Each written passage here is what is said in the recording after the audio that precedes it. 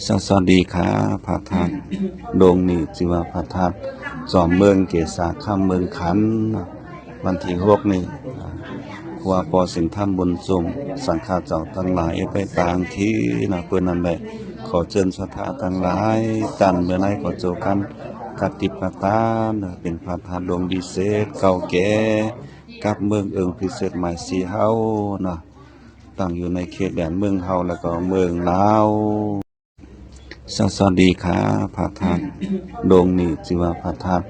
จอมเมืองเกษาข้ามเมืองขันธ์วันที่6นี่ครัวปอสิงห์ธรรมบุญสมสังฆาเจ้าทั้งหลายไปต่างที่เพิ่นนั่นแหละขอเชิญศรัทธาทั้งหลายจันเมื่อไหร่ขอโจกันกติปตาเป็นพระธาตุดงดีเศษเก่าแก่กับเมืองเอิงพิเศษหมายสีเฮาตั้งอยู่ในเขตแดนเมืองเฮาแล้วก็เมืองลาว